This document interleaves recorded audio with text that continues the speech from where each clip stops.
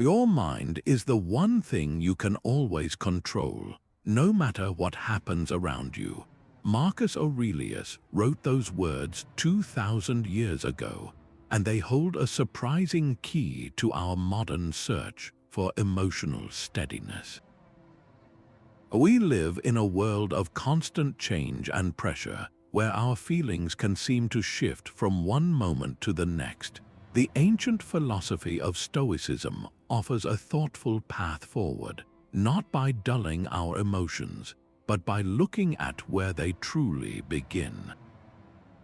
This starting point is our own judgment.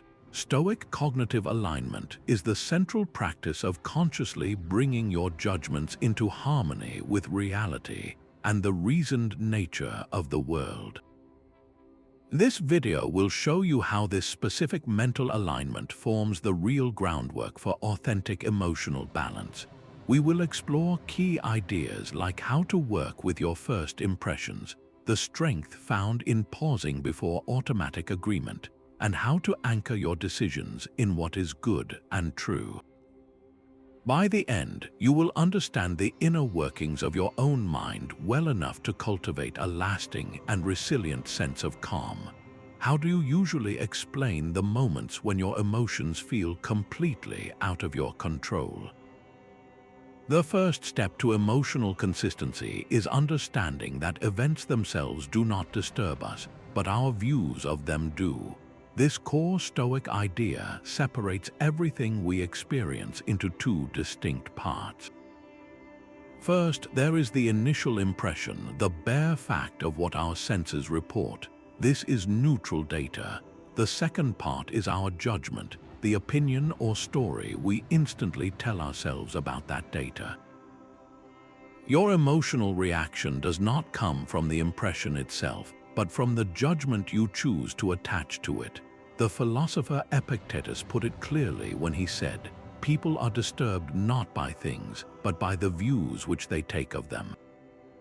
Emotional inconsistency arises because we often give our automatic, unexamined agreement to the very first story our mind presents.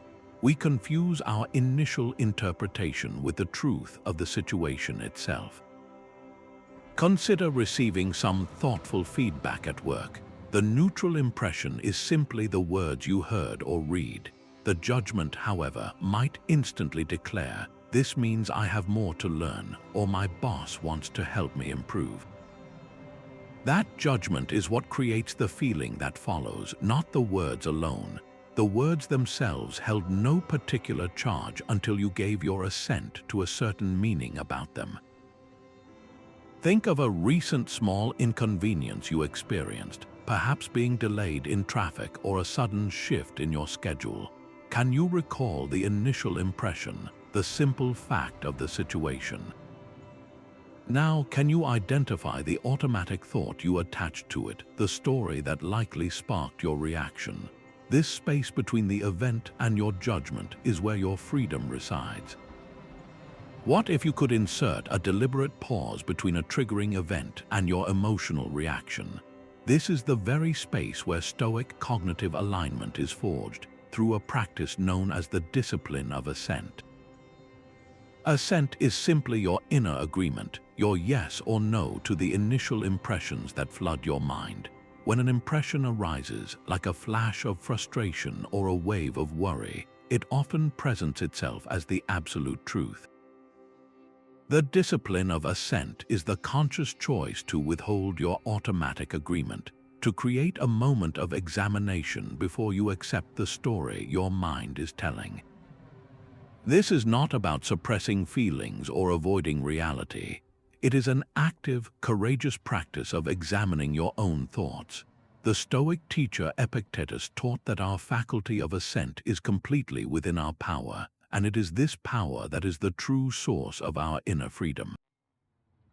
Your emotional steadiness is built right here in this small gap of awareness. Consider a common moment, like another driver making an abrupt lane change in traffic. The immediate, raw impression might suggest that person is being inconsiderate. This thought carries a strong emotional charge, urging you toward irritation. With the discipline of assent, you notice that impression, but you do not instantly agree with its initial framing. You pause. You might then choose a more measured, aligned perspective, such as, "That was an unexpected maneuver, but I do not know what is happening in that person's day, and my own calm focus is my priority." By withholding your automatic assent from the first, intense story, you prevent a cascade of reactive emotion. The event remains the same, but your relationship to it has fundamentally changed.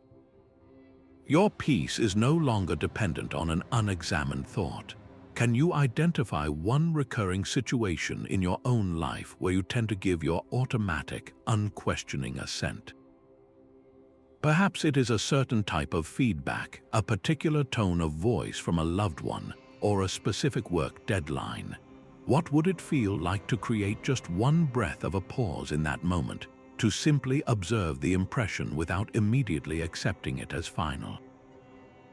Stoic emotional consistency is not about suppressing feelings, but about ensuring your judgments are rooted in what is truly good. This is the profound shift from a reactive life to a principled one. We often label events as good or bad based solely on whether they please us or cause us discomfort. A delayed flight is bad. A critical comment is bad. A financial setback is terrible, but Stoicism invites us to use a different, more robust measuring stick, one based on virtue and the rational nature of the world itself. The only things that are truly good or bad are the quality of your own character, your choices to act with wisdom, courage, justice, and self-discipline. Everything else, from wealth to reputation to our very health, is classified as preferred or dispreferred indifferent. They have no inherent power to damage your moral purpose. When you judge a cancelled project as a total disaster, you are aligning your judgment with a personal preference for a certain outcome. Your emotional turmoil then directly follows from that judgment. But if you can train yourself to see the same event as a dispreferred indifferent, something that does not touch your core virtue, your emotional footing remains solid. You can then ask a far more powerful question. Marcus Aurelius wrote, "The impediment to action advances action. What stands in the way becomes the way." He is pointing us toward this exact realignment. A cancelled project is not a block to your progress. It is the very material for practicing resilience. It is an opportunity to exercise patience, to re-evaluate your direction with wisdom, or to act with grace under pressure. This is what it means to live in accordance with nature, to accept the unfolding of events as part of a coherent whole, and to find your role within it. Your emotional world is no longer at the mercy of every shifting wind because it is anchored to something timeless and internal. Think of a current challenge you are facing. Instead of asking why this is happening to you, try reframing it with this question: how can this situation help me practice courage, justice, temperance, or wisdom? The event itself has not changed, but your relationship to it, and therefore your emotional landscape, is transformed entirely. The Stoics, like Seneca, who experienced exile, understood that their peace could not depend on the whims of an emperor. His circumstances were entirely outside his command, but his inner world remained his sovereign territory. This points directly to the Stoic dichotomy of control, the ultimate tool for cognitive alignment. The philosophy draws a bright, clear line between what is up to us and what is not. Our own judgments, our values, our intentions, and our voluntary actions reside firmly within our sphere of power. Everything else, from the actions of other people to our reputations, our health, and the final outcomes of our efforts, lies outside it. Aligning your cognition means you consciously choose to invest your emotional energy and sense of self-worth only in that inner domain. You pour your effort into preparing for the job interview, into acting with integrity and clarity during the conversation. That is your beautiful, sovereign work. But whether you get the offer, that final outcome belongs to the vast and unpredictable world beyond your command. When you tie your well-being to that external result, you hand over the keys to your emotional stability. Seneca wrote in his letters that we often experience more distress in imagination than in reality, a reminder of the mental energy we spend by attaching our peace to outcomes we cannot guarantee. The emotional turbulence you feel is not from the event itself, but from your cognitive misalignment, from judging an external outcome as being critically important to your inner state. Realigning this is a profound act of liberation. It allows you to engage fully with the world, to care deeply and act with purpose, while simultaneously holding your core serenity apart from the final score. You can strive for success without letting its definition dictate your worth. Think of a goal you are working toward right now. Now, take a moment and make two lists. On one side, write down every aspect that is truly within your control, your preparation, your attitude, your daily effort. On the other side, list everything that is not: the timing, the decisions of others, the final result. Your path to emotional consistency lies in pouring your whole self into that first list and gracefully releasing your attachment to the second. What if regularly thinking about potential challenges could actually make you more emotionally stable? This is the heart of a powerful Stoic exercise known as premeditatio malorum, the premeditation of difficulties. It is not a practice of pessimism or fear-mongering, but a deliberate cognitive drill for aligning your expectations with the true nature of reality. The Stoics observed that life inherently involves change, inconvenience, and transition. By mentally rehearsing these possibilities, you are not inviting them in. You are vaccinating your mind against the shock and emotional turbulence they can cause when they arrive unexpectedly. You are building emotional resilience through the power of prepared thought. Seneca made this a daily ritual, consciously reviewing what could go differently in his day. He did this not to live in anxiety, but to strip potential future events of their power to surprise and unsettle him. His peace was fortified in advance. Let us try a small exercise right now. Think of an object you use constantly, like your smartphone. For a moment, picture it gone, not in a dramatic way, but simply misplaced or broken. Notice the initial flicker of unease. Now, instead of following that feeling, align your thinking with a deeper truth. Your capacity for reason, your ability to connect with others, your inner calm, none of these are housed within that device. The object is a preferred indifferent, useful but not essential to your core being. By facing its potential absence in your mind, you temper your attachment to it in reality. Your emotional response to its actual absence, should it ever happen, would be far more measured and steady. The goal is to move from a state of startled reaction to one of calm, reasoned response. This mental rehearsal creates a kind of emotional muscle memory. So here is a small challenge for you. Sometime today, spend just 1 minute mentally rehearsing a minor inconvenience you sometimes consider, like a delayed appointment or a piece of thoughtful feedback.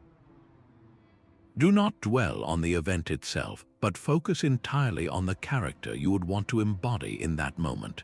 How would your most resilient self respond with patience and wisdom? This is not about predicting the future, but about preparing your mind to meet it with unshakable alignment. The anxieties that feel overwhelming up close often shrink to insignificance when viewed from the perspective of the cosmos. This is the heart of another powerful Stoic tool for cognitive alignment, known as the view from above. It is a mental exercise where you deliberately zoom out from the immediacy of your current worry to see your life as one small, yet integral part of a vast and ordered universe.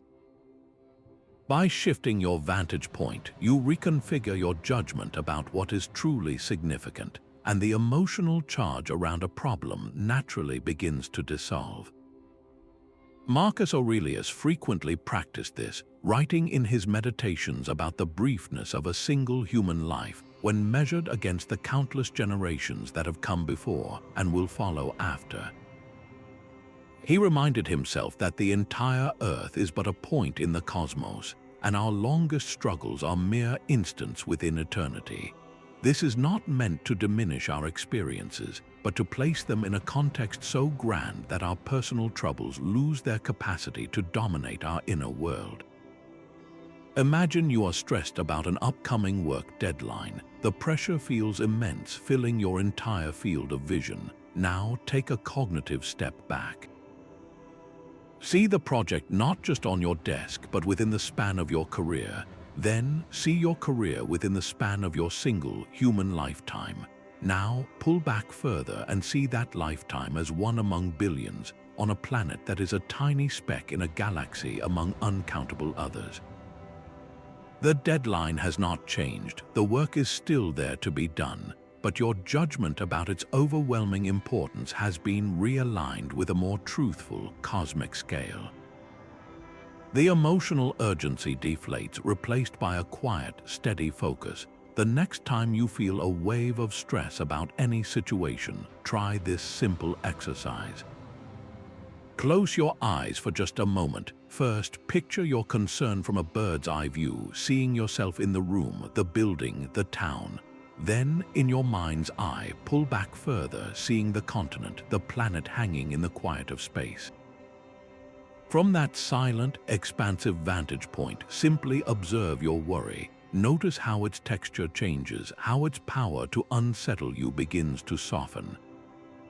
You are not running from the problem, you are meeting it with a mind that is aligned, calm, and ready. Strip the story away from the event. See it only for what it is, not for what you fear it means.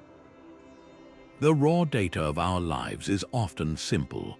The elaborate narratives we build on top of that data are what create our emotional storms. This is the power of the Stoic practice known as objective representation, a conscious effort to describe any situation to yourself in plain, factual language. You are not ignoring what happened, you are seeing it with absolute clarity, free from the valued judgments that trigger volatile feelings. Epictetus taught that we are disturbed not by events, but by the opinions we form about them. Your opinion is the story, and that story is what you must learn to set aside. When you tell yourself, "My boss spoke about my work in front of others," you are not describing an event, you are describing an interpretation packed with judgment about intent and personal worth. The emotional response is immediate and intense. Now try the same moment with objective representation. My boss stated 3 observations about my report in a team meeting. That is the observable fact. The first version is a story that invites difficult feelings. The second is a simple report that allows for a clear, reasoned response. The event itself has not changed, but your cognitive alignment with reality has been restored. The emotional turbulence simply has nowhere to land. Take a common trigger, like a friend canceling plans at the last minute. The automatic, story-laden narrative might suggest, "They do not value our time together. I am always an afterthought." This thought carries a heavy emotional weight. Now break it down to its bare components. My friend sent a text message stating they cannot meet today. That is all that has objectively occurred. Everything else is a layer of judgment you have added. By holding onto the fact, you give yourself the space to choose a different, more aligned interpretation, or to simply act without the burden of a painful story. Your peace is preserved because it is no longer tied to an unverified narrative. Think of one recent event that left you feeling unsettled. Now, in your mind, re-describe that event using only neutral, observable facts, as if you were a camera recording the scene. What changes when you remove the words that imply motive, judgment, or catastrophic meaning? The event loses its power to define your emotional state, and you reclaim your inner footing. The Stoic does not merely endure what happens, they love it because it is part of their path. This is the profound practice of amor fati, a love of one's fate. It is a world apart from passive resignation or simply pushing through a tough moment. This is a proactive, even joyful, cognitive stance that actively embraces every single event as necessary and beneficial for your development.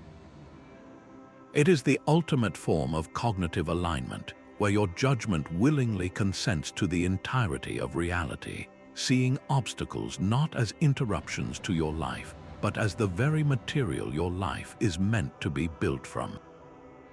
Marcus Aurelius wrote that a blazing fire makes flame and brightness out of everything that is thrown into it. Amor fati is the decision to be that fire, transforming every experience, especially the challenging ones, into fuel for your virtue and strength. This radical acceptance becomes the bedrock of an unshakable emotional consistency, because you are no longer fighting the current of your own existence. You are flowing with it, trusting that its direction, even when unexpected, is shaping you. Consider a significant career shift, perhaps a project you poured your heart into that was ultimately set aside. The conventional, unaligned judgment might label this a pure failure, a source of frustration and self-doubt, but the mindset of amor fati would ask a different set of questions. How did this experience reveal my capacity for resilience? What did it teach me about the nature of my ambition or about collaborating with others under pressure?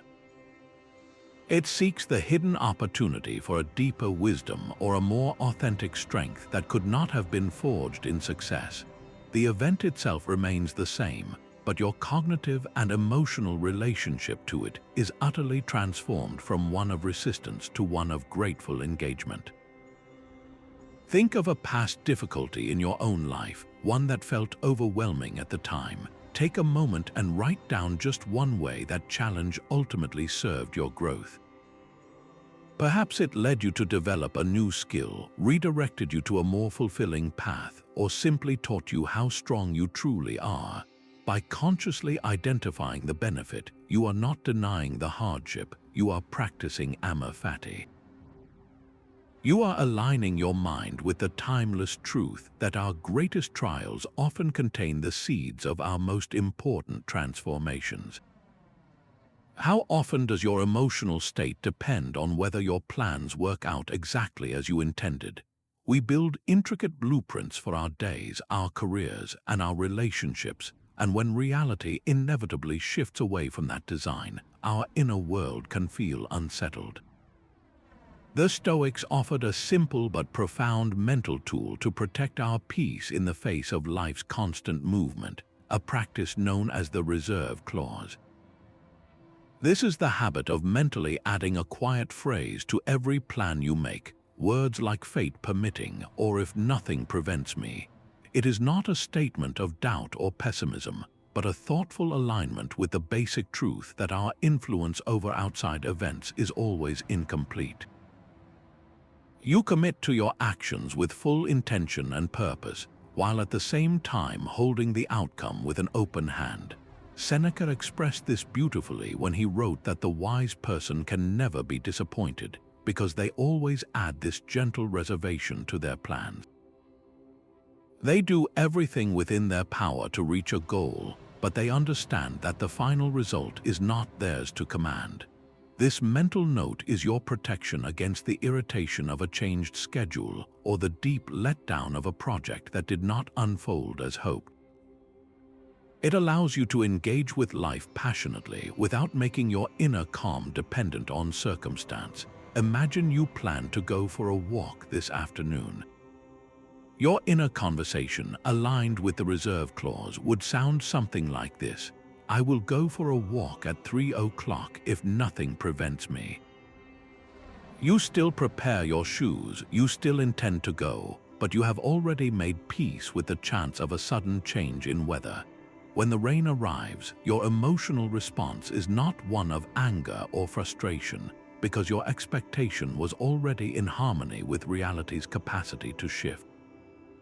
Plan was made with a built-in acceptance of life's unpredictability. Your peace was never conditional on everything going exactly as imagined. Tomorrow you have a plan. It might be a work meeting, a phone call, or a quiet moment to read. Choose that one plan and right now quietly add the reserve clause to it. I will attend that meeting at 10, fate permitting. I will make that call this afternoon if nothing prevents me. Notice how this small shift in your thinking does not lessen your intention, but instead strengthens your heart against the turbulence of expectation.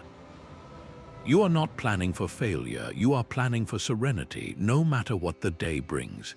The most powerful tool for cognitive alignment might be the simplest, a pen and a notebook. This daily practice of Stoic journaling transforms the abstract work of examining your judgments into a tangible, concrete routine. It provides a quiet space to objectify your thoughts, to take the swirling impressions of the day and lay them out before you with clarity. Here, you can challenge the faulty judgments that led to emotional turbulence and consciously reinforce the ones that brought you peace and purpose. Think of it as a daily audit of your cognitive alignment, a quiet conversation with your own reasoning mind. Marcus Aurelius himself, the emperor-philosopher, used this method. His meditations were never intended for public eyes. They were his private journal, a raw record of his continuous effort to align his thoughts with Stoic virtue. He was not writing profound truths he had already mastered. He was actively practicing the realignment of his own mind, page by page. The power of this practice lies in its honesty. You can begin with a simple prompt each evening. Ask yourself, what judgment did I make today that disturbed my peace? Then, with the space the page provides, gently question it. Was that initial story truly aligned with reality, or was it an unexamined assumption? Was my reaction based on virtue or on a personal preference I had mistaken for a necessity? This is not about self-criticism, but about gentle, consistent course correction. The act of writing itself slows down your thinking, creating that essential pause between impression and assent.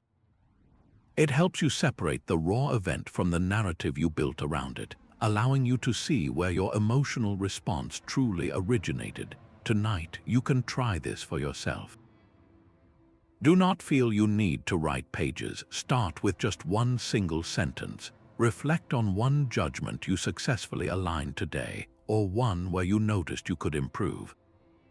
That single moment of evening reflection is a quiet, powerful step toward building the emotional coherence that lasts a lifetime.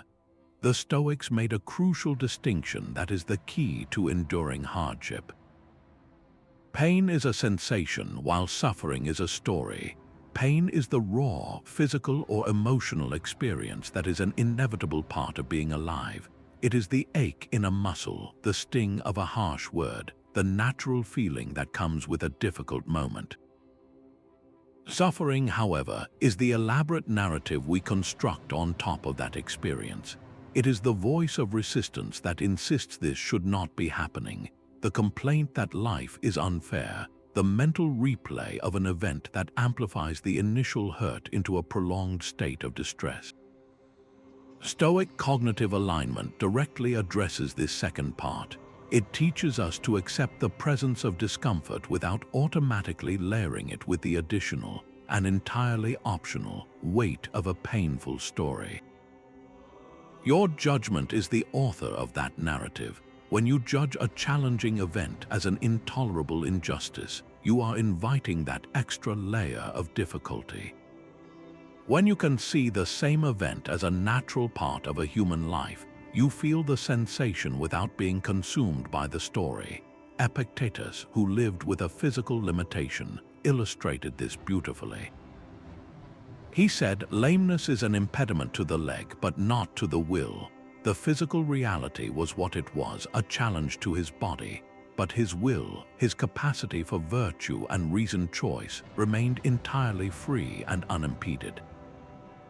His struggle would only have begun if he had chosen the judgment that his condition made a good life impossible. Consider the common experience of a headache. The sensation itself is one of pressure and discomfort. This is the neutral impression. The suffering begins the moment your judgment attaches a story. Thoughts like, "Why does this always happen to me? This is going to ruin my entire presentation. I cannot handle this right now." That narrative, that judgment, is what transforms a manageable physical feeling into a full-blown emotional crisis. Your day feels disrupted not by the sensation, but by the meaning you assign to it. By aligning your cognition, you can notice the discomfort, acknowledge its presence, and yet consciously withhold your assent from the catastrophic story. You might say to yourself, "This is an unpleasant feeling in my head, but it does not control my ability to act with patience and focus." The sensation may persist, but the suffering, the extra layer of mental distress, simply evaporates. Think of a recent moment of physical or emotional discomfort you experienced.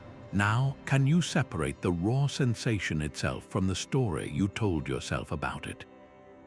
What was the narrative of complaint, resistance, or fear that you added? And how might that story have amplified your initial feeling into something far more difficult to carry? What would a perfectly rational and virtuous person think and do in your situation? This single question holds the power to instantly reframe any challenge you face. The Stoics offered the concept of the sage not as a historical person, but as an aspirational ideal, a mental model of someone whose judgments are perfectly aligned with reason and virtue. This figure always acts with wisdom, courage, justice, and self-control, no matter the circumstance. By consciously asking what the sage would do, you are not comparing yourself to an impossible standard. You are performing a powerful cognitive exercise that bypasses your own initial, often self-centered, impulses and guides your mind toward a more aligned and reasoned path. This practice is woven throughout Stoic writing. Seneca, in his many letters of advice to friends, was not merely instructing others. He was, in effect, clarifying the qualities of the sage for himself, using the process of explanation to reinforce his own ideals and sharpen his own cognitive alignment. When you articulate how a wise person would respond, you are actively training your own faculty of judgment. Imagine you are in a tense disagreement with someone you care about. Your initial impression might suggest you are being treated unfairly, urging you toward a sharp retort or a withdrawal into silence. This is the moment to pause and invoke the sage. What would a perfectly just and calm individual do here? The sage would not be controlled by the sting of the moment. They would listen deeply, seeking to understand the other perspective. They would respond with clarity, not with harshness. They would focus on resolving the conflict constructively, not on winning the argument. By mentally modeling this response, you create a clear template for your own actions, steering your judgment away from reactive emotion and toward a virtuous outcome.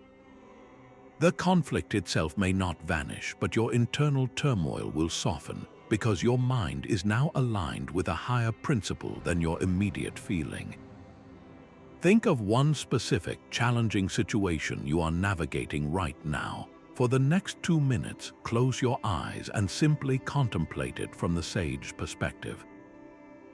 How would they interpret the events? What core virtue would they exercise? What would their first calm, purposeful action be? You are not pretending to be someone else. You are uncovering the most reasoned and resilient version of yourself, the one whose judgments are already aligned with a deeper truth.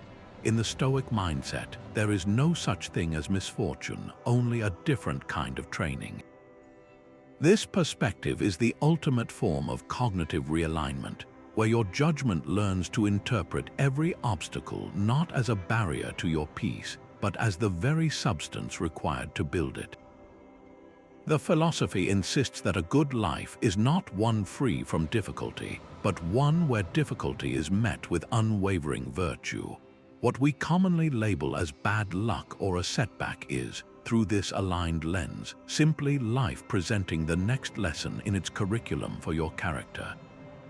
Your emotional response shifts from one of despair and resistance to one of focused engagement, because you are no longer fighting what is happening.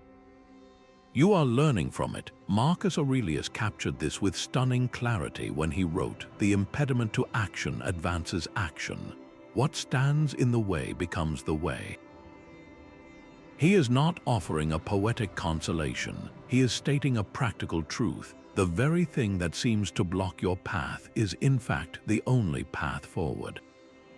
It becomes the raw material for practicing patience when you are delayed, for cultivating courage when you are afraid, for exercising creativity when your first plan fails. This is what it means to see an invitation to virtue hidden within every challenge. Consider the historical example of Seneca, the philosopher and statesman. He was asked to leave Rome and live on the island of Corsica, a time when he was separated from his wealth and political influence. By any conventional measure, this was a profound shift in his life, an apparent end to his public role. Yet, in his letters from that period, Seneca did not frame it as a punishment. He reframed it as an opportunity.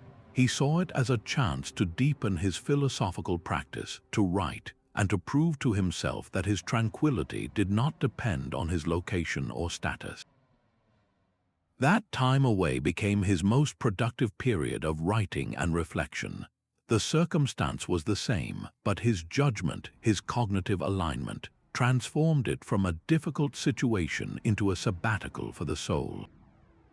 The obstacle became his way. Think of one current problem you are facing. It might be a professional disappointment, a personal conflict, or a persistent source of stress. Now take a moment and try this realignment for yourself. Can you list 3 potential ways this very situation could be actively strengthening your character? Perhaps it is teaching you resilience you did not know you possessed. Maybe it is forcing you to develop a new skill out of necessity. It could be refining your patience or deepening your capacity for empathy. The event remains unchanged, but by seeking the training embedded within it, you disarm its power to cause emotional turmoil, and you step onto the path of genuine growth. Everything you have and everyone you love is on loan from the universe, destined to change or return. This is not a pessimistic thought, but a simple fact of existence that the Stoics called to mind with the phrase memento mori, a reminder of our finite nature. Yet this practice extends far beyond the self, applying to every single external we encounter, from our most treasured possessions to our dearest relationships. This conscious contemplation of impermanence is a profound tool for cognitive alignment, training your mind to see the world as it truly is, a place of constant, beautiful flux. When your judgments are aligned with this reality, the sharp pain of change softens into a gentle, manageable acceptance. You stop fighting the fundamental nature of things, and your emotional baseline finds a new, steady calm. Marcus Aurelius offered a powerful meditation on this, writing that all things of the body are like a river flowing endlessly, and all things of the soul are like a dream or a wisp of vapor. He was not being bleak. He was anchoring his mind in the truth of transience, so he could engage with the world fully without the desperate need to make any of it permanent. Think of a cherished object in your home, perhaps a piece of art or a gift from a loved one. Your attachment to it carries a subtle undercurrent of fear, the fear of its absence one day. Now try a different cognitive approach. Hold the object or simply bring it to mind and consciously acknowledge its temporary nature. See it not as something you own forever, but as something you are caring for in this moment. Notice how this shift in perspective does not diminish its beauty or its meaning. In fact, it may deepen your appreciation for it right now because you are no longer taking its presence for granted. The fear of losing it begins to dissolve because you have already accepted the inevitable truth of its journey. Your emotional state is no longer hostage to its permanence. Look around you now and find one object you value. For just a moment, hold it in your awareness and mentally acknowledge that one day it will be gone, either from your life or through the slow passage of time itself. What do you feel? Is there a tightening of resistance or perhaps a surprising sense of release? This small exercise is not about fostering indifference, but about cultivating a love that is free from the anxiety of clinging, an emotional freedom built on the solid ground of what is real. To become emotionally consistent in prosperity, you must occasionally practice living in simplicity. This might seem contradictory, but it is a foundational Stoic exercise known as voluntary discomfort. The goal is not to seek out hardship for its own sake, but to conduct a living experiment with your own judgments. You are actively proving to your own mind, through direct experience, that your core well-being remains intact even when certain comforts are set aside. This practice directly challenges the automatic assumption that your ease and happiness are dependent on external conditions. By willingly choosing a minor inconvenience, you are training your cognitive faculty to see comfort for what it truly is, a preferred indifferent, something pleasant to have but not essential for a virtuous and contented life. The Stoics were influenced by the Cynics, who took this idea to an extreme. A later Stoic teacher, Musonius Rufus, brought it into a more practical framework. He argued that practicing with a simple life was like a soldier training in peacetime, building the resilience needed so you are not overwhelmed when real challenges or unexpected transitions inevitably arrive. He saw luxury as a softness that weakens the mind's resolve, while voluntary hardship was the gymnasium where inner strength was forged. The emotional stability you gain is not fragile because it is built on the unshakable knowledge that you can handle more than you think. Think of a simple, safe practice you could introduce this week. It does not need to be dramatic. You might choose to take a slightly cooler shower for the final minute, noticing the sensation without the story of complaint. You could decide to skip a single meal and observe the feelings that arise, not with alarm but with calm curiosity. Perhaps you walk to a local store instead of driving, using the time to reconnect with your surroundings. In each case, the point is the conscious choice. You are not a victim of circumstance, you are the director of a small experiment in self-reliance. This week, choose one small, everyday comfort to voluntarily set aside. It could be for just 1 hour or 1 day. As you do, pay close attention not to the physical sensation, but to the judgment your mind immediately wants to make. Does it whisper that this is unbearable, or does it surprise you with its own quiet capacity? That moment of observation is where your cognitive alignment is quietly, powerfully, being rewired for a steadier emotional life.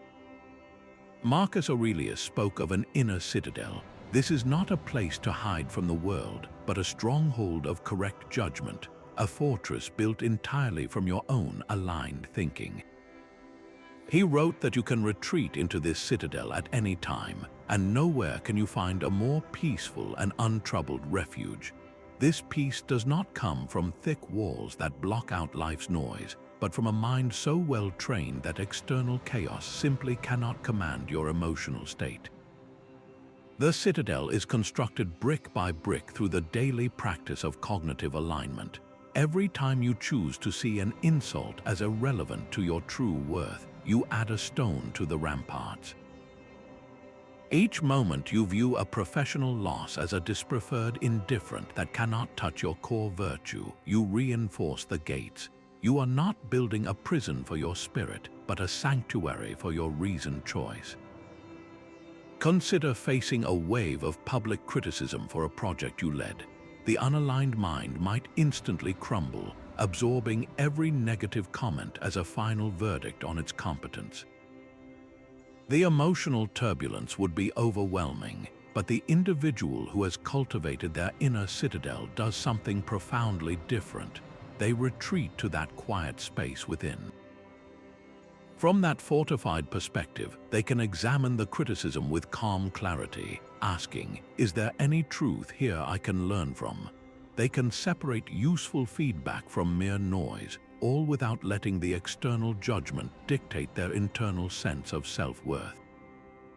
Their emotional core remains steady, not because the criticism did not happen, but because their judgment about what it means is now under their sovereign control. The storm rages outside, but within the citadel there is a profound and unshakable calm. Can you take a moment to visualize your own inner citadel? What judgments and principles currently make its walls strong and resilient?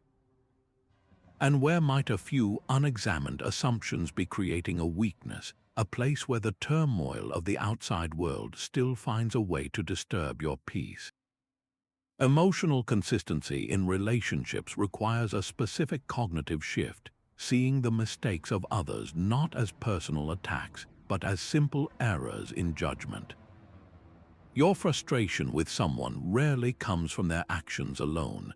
It emerges from the story you tell yourself about why they acted that way, a narrative that often includes an assumption of ill intent. The Stoics proposed a thoughtful alternative to this common interpretation. They believed that no one does wrong willingly. Every person, in any given moment, acts based on what they believe to be good or necessary for themselves. When someone acts poorly, it is not from a desire to be unkind, but from a kind of misunderstanding, a mistaken belief about what is truly good. Your co-worker who speaks dismissively is not likely plotting your humiliation. They are probably acting from a place of insecurity or a flawed understanding of what respect requires. The driver who cut you off is not personally targeting you. They are most likely wrapped in their own hurry or distraction, mistakenly believing that their haste justifies the action. This is not about excusing poor behavior, but about understanding its true source. When you align your thinking with this perspective, you are not being naive. You are choosing an interpretation of events that protects your own peace. The emotional charge of anger and resentment simply cannot maintain its intensity when you view the other person as misguided rather than malicious. Marcus Aurelius frequently reminded himself to bear with the faults of others peacefully, noting that it is a kindness to accept that their errors are as natural as any other human limitation. He saw difficult behavior as an expected part of the human condition, no more surprising than a thorn on a rose bush. To expect otherwise is to be upset at reality itself. Think of a recent interaction with a rude customer service agent. The unaligned judgment might instantly declare, "This person is horrible and incompetent." This thought brings a surge of irritation. The aligned judgment, however, would pause and consider, "This person is probably having a very difficult day, dealing with one frustrated person after another." Perhaps they are untrained or overwhelmed, or are simply acting from their own limited understanding of how to handle this situation. The agent's behavior has not changed, but your internal narrative about it has. The event loses its power to ruin your mood because you have reframed its meaning. Your emotional consistency is preserved because your judgment is now rooted in a more compassionate and arguably more accurate view of human nature. Bring to mind someone who recently upset you. Instead of replaying the incident, ask yourself a single question: what misunderstanding might have been guiding them? What false belief about what was good or necessary could have led them to act in that way? You may find the tight knot of your frustration beginning to loosen, not because what they did was right, but because your understanding of why it happened has brought your mind back into alignment with a calmer, clearer truth. Your most powerful point of cognitive alignment is always the present moment, because it is the only reality you can act within. While planning and reflection have their place, emotional turbulence almost always arises when our judgment wanders away from this immediate ground. We become distressed by imagining future conversations that may never happen, or by replaying past mistakes we can no longer amend. Stoic mindfulness is the disciplined practice of calling your judgment back from these fictional territories and anchoring it firmly in the here and now, in the one place where your agency is real.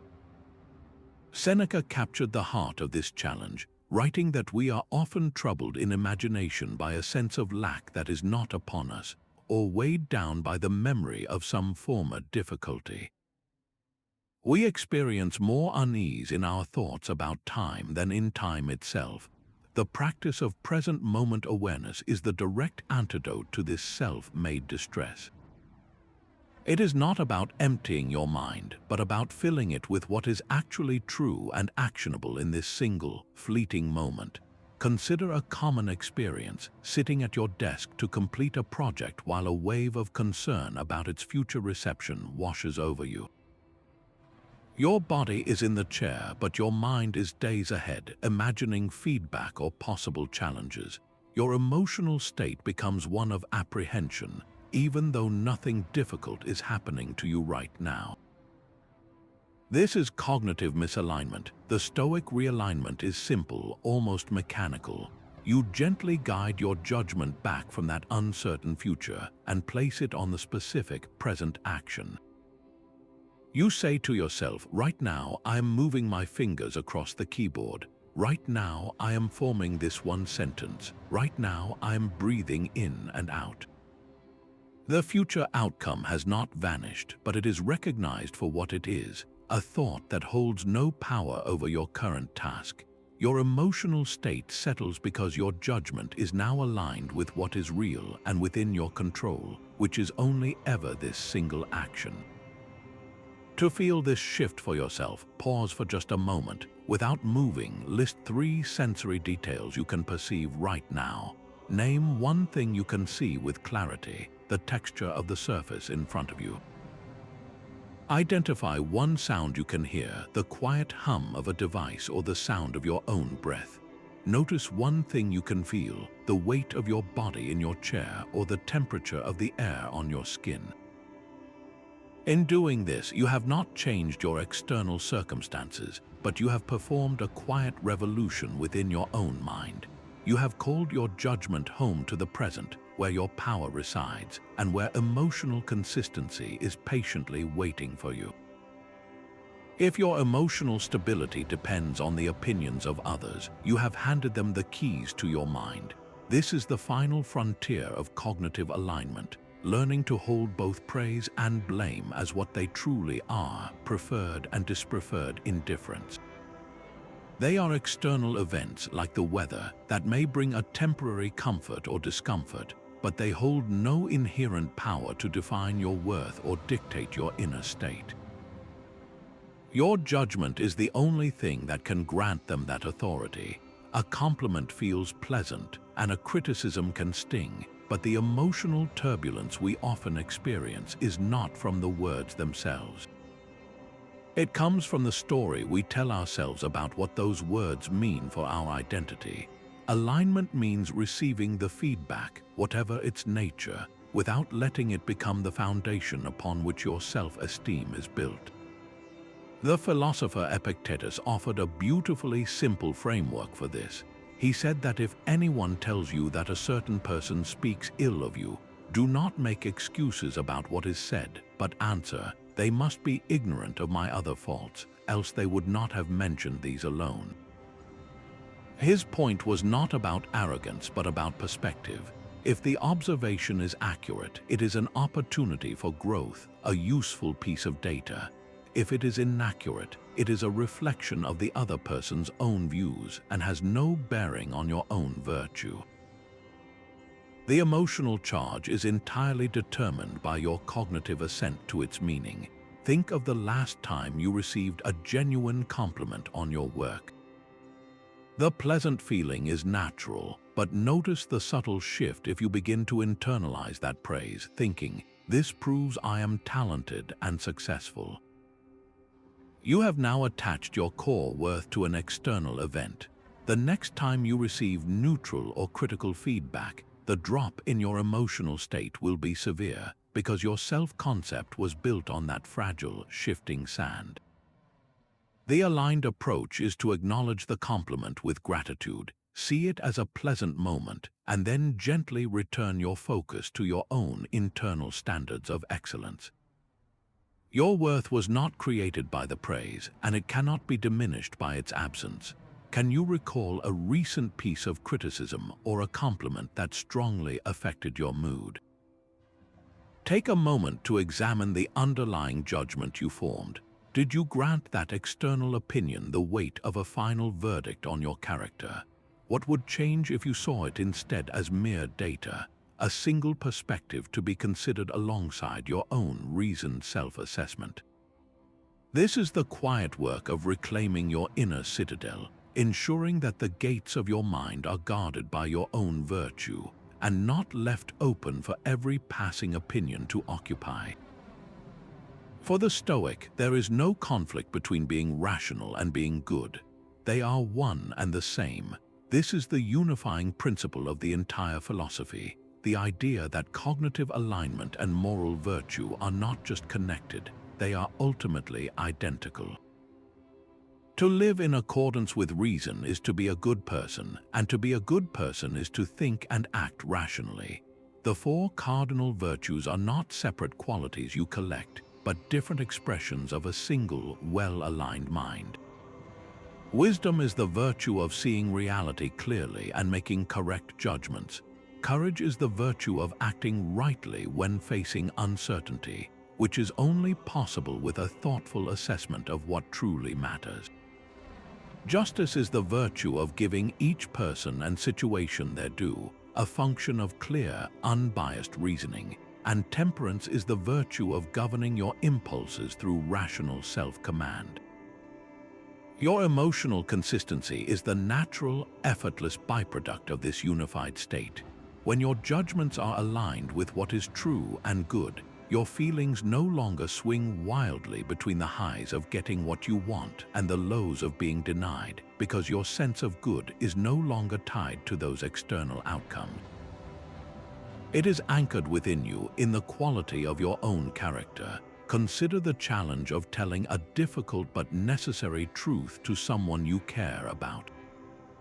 The unaligned, emotionally reactive mind might be pulled in two directions, one toward the comfort of avoiding conflict and another toward the anxiety of the confrontation. This internal conflict is itself a sign of misalignment. The rational judgment, however, sees the situation with clarity. It recognizes that honesty is a foundation of trust and that concealing the truth, while temporarily easier, would ultimately create more difficulty. The courageous and just action is also the most profoundly rational one. To speak the truth with kindness is to act in harmony with the nature of a trusting relationship. The emotional turbulence of indecision and fear dissolves, not because the conversation is easy, but because your mind is no longer at war with itself. You experience a deep inner consistency because your action flows directly from a unified judgment. Think of a decision you are currently wrestling with, large or small.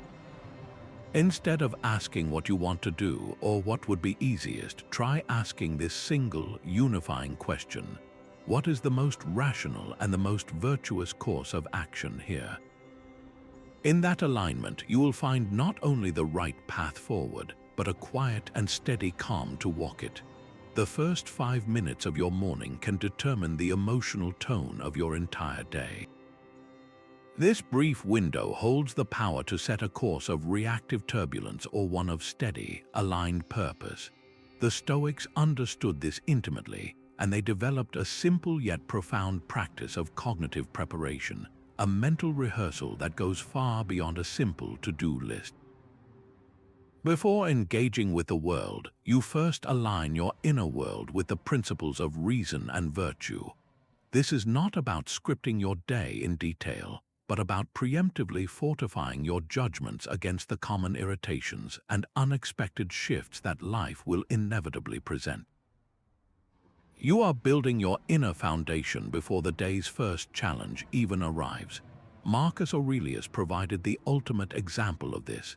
His meditations were not written as an abstract philosophical text. They were his personal morning ritual, a series of affirmations and reminders composed for himself at the start of the day. He would write phrases to realign his thinking, preparing his mind to meet the world with grace and resilience regardless of what it brought. His writings are a masterclass in morning cognitive alignment. You can adopt a simplified version of this practice. Before you check your phone or begin your routine, take just 2 minutes of quiet. Mentally scan the day ahead and identify one predictable point of friction. It might be your daily commute, a difficult conversation you have been postponing, or a demanding work deadline. Then consciously affirm your intended thoughtful response. Your internal script might sound like this: today I will likely encounter heavy traffic. I will meet it not with frustration, but by practicing patience and accepting what I cannot control. Or I have that challenging meeting at 11. I will engage not with defensiveness, but with the virtue of fairness, listening carefully and speaking with clarity. You are not planning for a bad day. You are cognitively preparing for reality, ensuring your first judgment in the moment is already aligned with your deepest values. This small investment shifts you from a passive recipient of the day's events to an active architect of your own emotional state. Tomorrow morning, before you do anything else, try this single act of preparation. Identify just one potential challenge and decide on one principle you will exercise in response. Then, simply go about your day and observe. Do you notice a difference in your reactivity when that moment actually arrives? The event is the same, but you are meeting it with a mind that is already prepared, aligned, and steady. The day is over. Now, how well did your mind serve you? This quiet question is the starting point for one of the most practical Stoic exercises, the evening review. Before sleep, the Stoics would set aside a few minutes for a thoughtful audit of their own judgments and actions. This was never meant to be a session of harsh self-criticism. It was a dispassionate, almost clinical review of their cognitive alignment throughout the day, a way to identify where their thinking had served their peace and where it had led them astray. Seneca described this habit in his letters, sharing that he would question himself each night, asking how he had managed his own shortcomings and what progress he had made. He saw it as a way to cure his faults, not condemn himself for having them. The goal is to hold your day up to the clear light of reason, looking for the subtle moments where an unexamined judgment created unnecessary emotional static. You might ask yourself 3 simple questions. First, what did I do well today? Where did I successfully pause before reacting, or choose a virtuous response in a difficult moment? Acknowledging these small victories reinforces the neural pathways of aligned thinking. Second, where did I let a misjudgment disturb my peace? Perhaps you automatically agreed with a story of being slighted, or you felt your mood shift because of an outcome you could not control. The point is not to dwell on the feeling, but to pinpoint the specific judgment that sparked it. And third, based on this reflection, what is one small thing I will do differently tomorrow? This turns insight into a practical intention for growth. Tonight, you can try a 2-minute version of this review. Find a quiet moment and, without any judgment, simply retrace the steps of your day in your mind. Look for that one pivot point, that single reaction you would like to understand better. This brief, honest conversation with yourself is how you build emotional consistency, not through grand gestures, but through the quiet, cumulative power of daily course correction. The entire Stoic path to peace hinges on one simple, profound distinction: what is within your power and what is not. This is the locus of control, the central axis around which all of Stoic cognitive alignment turns. Your emotional consistency is not a matter of chance, but a direct outcome of how accurately you draw this line within your own mind. On one side of this line rests your beautiful, sovereign territory, your judgments, your voluntary actions, your desires, and your aversions. This is the realm of your character, the only place where you have complete and total command.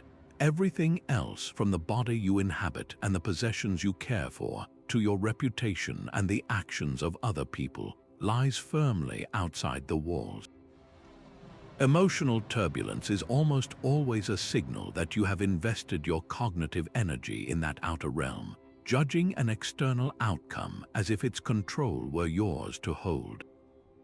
You have mentally moved something you cannot command into the center of your concern. The foundational teaching from the Enchiridion of Epictetus begins with this exact point. He writes, "Some things are up to us and some things are not up to us. Our opinions are up to us, and our impulses, desires, aversions. Our bodies are not up to us, nor are our possessions, our reputations, or our public offices." Alignment is the conscious, daily practice of keeping your focus and your sense of self-worth within that inner circle. Imagine you are preparing for a crucial presentation.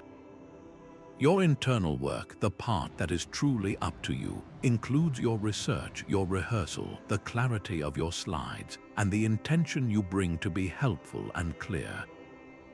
You pour your full effort and attention into this domain. The external results, however, what is not up to you, include how the audience receives your words, whether a technical glitch occurs with the projector, or the specific questions you are asked. When you are cognitively aligned, you judge your success solely by the quality of your preparation and your virtuous conduct during the talk. You feel a steady, quiet confidence that is unshakable because it is based on what you control. But if you are misaligned, you tie your emotional state to the applause, the approving nods, or the flawless technology. Your peace becomes fragile, hostage to 100 variables you cannot command.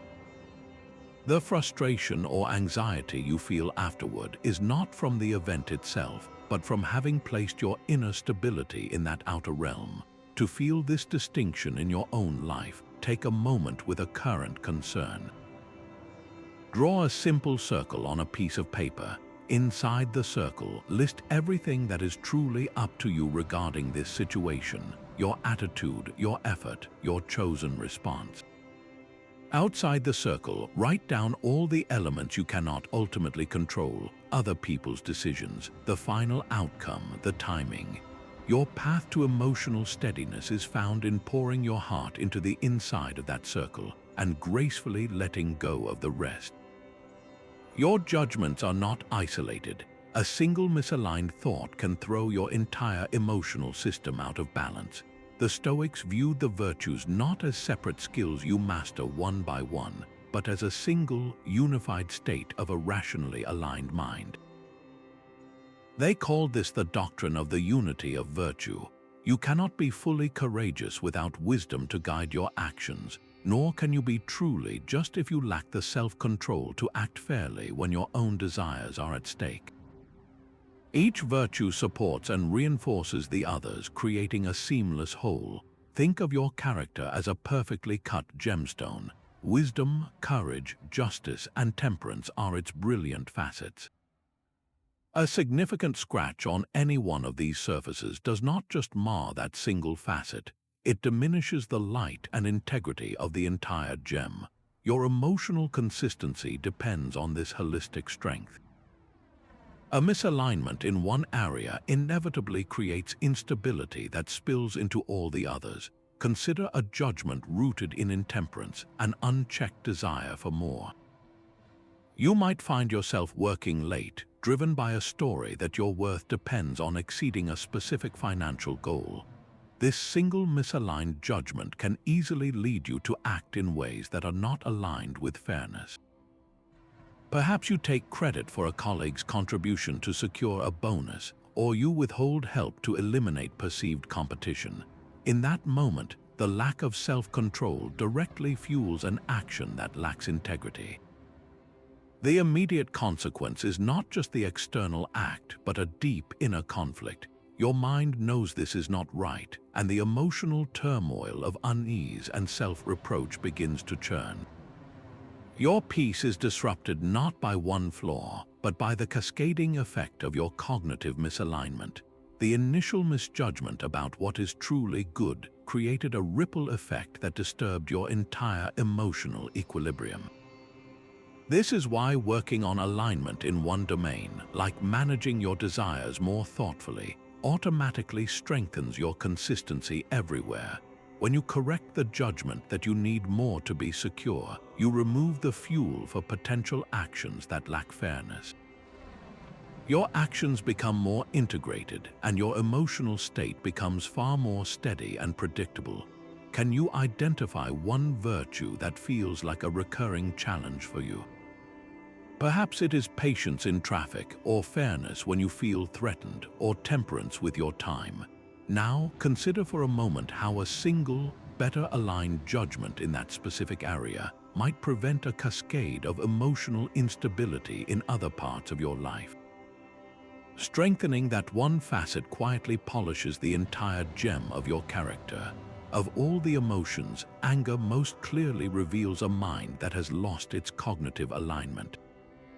It feels so justified, so powerful in the moment, yet it is perhaps the most potent example of a judgment that has broken from reason.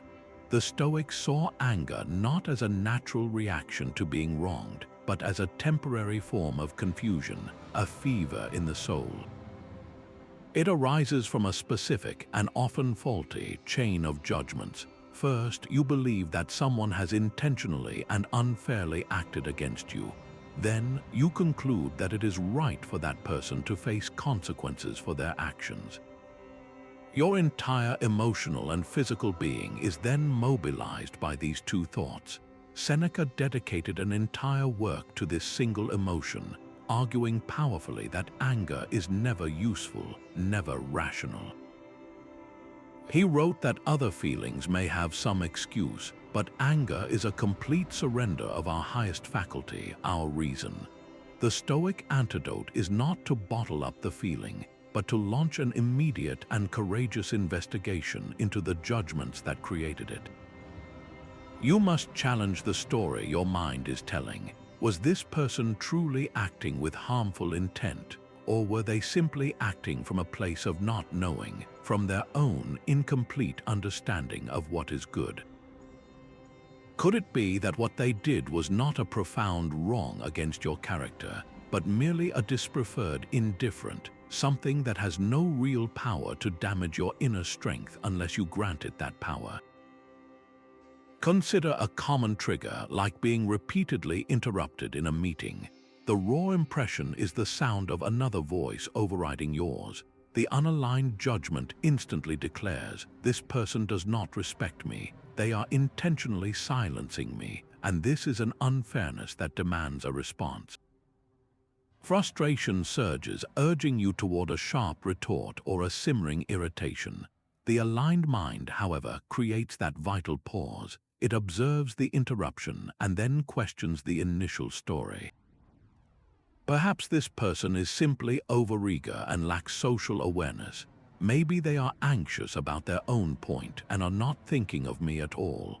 Could it be that my desire to be heard smoothly is a preference, not a necessity for maintaining my self-respect? The internal dialogue shifts from one of accusation to one of understanding. The event remains the same, but the judgment about its meaning has been realigned with a more complex and less personal truth. The fuel for the anger is removed, and the emotional fire simply cannot sustain itself. Think back to the last time you felt a genuine flash of frustration. Can you isolate the specific judgment that was at its core? What was the story you told yourself about the other person's intent and what you believed should happen next? Writing that single sentence down is the first and most powerful step toward reclaiming your cognitive alignment and the steady calm that follows. Your life is not a series of random events, but a story you are writing. The struggles are the chapters that build your character. This narrative perspective is a powerful form of cognitive alignment, allowing you to see your experiences as part of a coherent whole rather than as disconnected moments of joy and challenge. The Stoics often spoke of a rational and providential cosmos, a universe with an underlying order. Even if you do not hold a specific belief about a guiding force, you can adopt the cognitive stance that your life has a meaningful arc and that the obstacles you face are not random intrusions but essential elements of your development. This judgment provides profound emotional ballast during difficult times, transforming confusion into purpose. Marcus Aurelius frequently returned to this idea, reminding himself to accept his assigned role in the grand scheme of the universe and to play it well. He saw his own challenges, from political complexities to demanding responsibilities, not as personal misfortunes but as the necessary material for fulfilling his part in the larger story. When you judge your life through this lens, a period of professional transition, for instance, is reframed. What might have been labeled a year of uncertainty shifts into a crucial chapter of learning and resilience, a quiet period that taught you patience, forced you to reevaluate your true strengths, and ultimately prepared you for a more authentic and fulfilling next phase. The external facts remain identical, but your internal narrative, and therefore your emotional landscape, is completely transformed. You stop fighting the plot and start understanding its direction. Can you briefly sketch the story arc of your own life so far? Look back and identify one key challenge that felt overwhelming at the time. How did that specific chapter, with all its difficulty, actively contribute to the person you are today, perhaps by revealing a hidden capacity or redirecting your path towards something more true? Gratitude is not just a feeling, it is a conscious judgment that what you have is sufficient and good.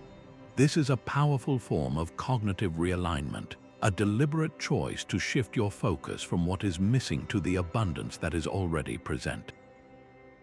Our minds possess a natural negativity bias, constantly scanning for potential threats and lacks, which can create a persistent background hum of dissatisfaction.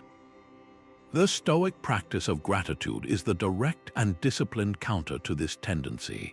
It is not about ignoring life's difficulties, but about training your judgment to recognize the gifts and opportunities embedded within your current reality, thereby calming the emotions of anxiety and resentment at their source.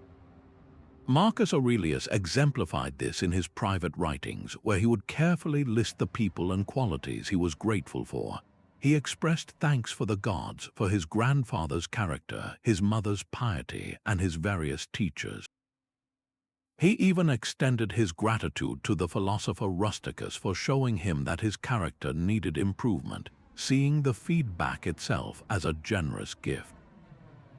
This was not a simple list of happy events. It was a profound cognitive exercise in recognizing how every element of his life, especially the challenging ones, had contributed to his development. To practice this kind of Stoic gratitude, your list should extend far beyond material possessions. Include the challenges you have navigated, for they have built your resilience. Include the lessons you have learned from experience, for they have granted you wisdom. Include the virtues you were able to practice in a difficult conversation, for they have strengthened your character. You are not merely counting blessings, you are actively realigning your perception of your own life story, seeing it as a landscape rich with resources for growth rather than a series of obstacles. So take a moment right now, in your mind or with a pen, write down 3 things you are grateful for in this very moment, but push beyond the obvious. Instead of your health, consider the function of your hands. Instead of your home, consider the quiet corner where you can think. This simple act of naming what you typically take for granted is a quiet revolution in your judgment, pulling your cognition back into harmony with the sufficiency of the present. Being emotionally consistent does not mean being rigid. It means your judgments are fluid enough to change with the truth. This is a vital distinction in Stoic practice. Cognitive alignment is not a final destination you reach and then remain fixed. It is a continuous, dynamic process of moving your thoughts into closer harmony with reality. The wise person is not the one who is never wrong, but the one who is always ready to change their mind when presented with new, more rational evidence. Your consistency comes from your unwavering commitment to reason itself, not to any particular opinion you once held. This requires a profound humility, the willingness to admit that a previous judgment was incomplete or mistaken, and to update it without the interference of ego. Holding too tightly to an outdated view can create a kind of emotional stuckness, a frustration that comes from fighting against what you now understand to be true. The Stoics were deeply influenced by Socrates, who declared that the unexamined life is not worth living. They applied this same relentless examination to their own judgments, treating them as working hypotheses always open to revision. Consider forming a negative first impression of a new colleague. Your initial judgment, based on a brief interaction, might lead you to see them as distant or uninterested. The story you tell yourself can create a subtle emotional distance, a coolness in your interactions.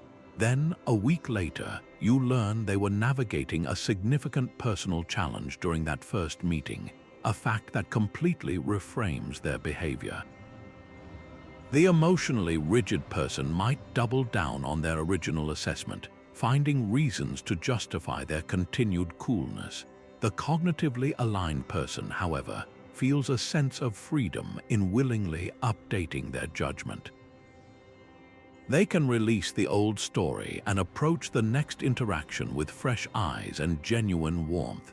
The event has not changed, but your understanding of it has, and by allowing your judgment to flow with this new truth, you prevent the emotional residue of a mistaken first impression. Can you identify one long-held opinion or belief you have recently questioned or changed? It might be about a person, a political view, or even your own capabilities. Notice how the act of changing your mind, of aligning with a new understanding, did not create turmoil, but likely brought a sense of relief and clarity, a quiet settling of your emotional world. Individually, these practices are powerful. Together, they form an unshakable system for a consistent mind. Each technique you have explored, from the morning preparation to the evening review, from objective representation to the love of your fate, is not a standalone trick. They are interconnected parts of a single, cohesive philosophy designed to be lived. The ultimate goal is for this aligned cognitive framework to become your second nature, the default setting from which you meet the world. This integrated way of being is what the Stoics pointed to with the phrase living in accordance with nature, a life where your judgments and actions flow seamlessly from a reasoned understanding of reality. Imagine a day lived through this lens. You wake and dedicate a few quiet minutes to morning meditation, setting your intention to meet whatever comes with patience and fairness. As you commute, traffic surges, and instead of frustration, you instinctively practice objective representation, seeing the delay as a simple fact rather than a personal offense. At work, a project you championed is unexpectedly changed. The initial sting of disappointment arises, but you quickly invoke the reserve clause, remembering you committed your effort, not the outcome. And then you look for the training hidden within this new obstacle, practicing amor fati. In a difficult conversation, you pause to consider what the sage would do, guiding your response toward justice and wisdom rather than reactive emotion. And as the day closes, you spend a moment in your evening review, not to judge yourself, but to calmly note where your alignment held strong and where a judgment might be refined tomorrow. This is not a rigid schedule of exercises, but a fluid, responsive dance with life, where each practice supports and reinforces the others, building a foundation of calm that is both resilient and adaptable. Your challenge is not to master everything at once, but to begin the process of integration. For the next month, choose just 2 practices from this video that resonate most deeply with you. Perhaps it is the morning intention setting combined with the evening review. Maybe it is focusing on objective representation whenever you feel a surge of frustration, or consciously applying the reserve clause to your most important plans. Weave these 2 chosen threads into the fabric of your days. Watch how, over time, they naturally begin to call upon the other skills, building a self-reinforcing system that steadily cultivates the emotional consistency you seek. Emotional steadiness is not a gift given to a fortunate few. It is a skill built through the conscious alignment of your mind. The core message of this entire journey is that your feelings are not random forces that happen to you, but faithful followers of your deepest judgments. By taking responsibility for those judgments, by carefully aligning them with what is true, virtuous, and within your sphere of power, you construct an unshakable foundation for peace. This is the disciplined practice of Stoic cognitive alignment, the simple but profound art of choosing the story you tell yourself about the world. We have explored the space between an impression and your assent, the strength found in anchoring your worth to virtue rather than external outcomes, and the daily exercises that rewire your mind for resilience. These are not separate ideas, but interconnected parts of a single, coherent system for living well. The philosopher Epictetus, who understood the nature of challenge, offered a final, liberating thought. He said, "Freedom is secured not by the fulfilling of men's desires, but by the removal of desire. This is the ultimate freedom of cognitive alignment, the release from needing life to be a certain way in order for you to be at peace." Your emotional world is not a landscape you are passively wandering through. It is a garden you are actively tending with every thought you choose to endorse. You are its architect. We would love to hear from you in the comments below. Which single Stoic practice for aligning your mind did you find most compelling for starting your own journey toward a more consistent and resilient inner life?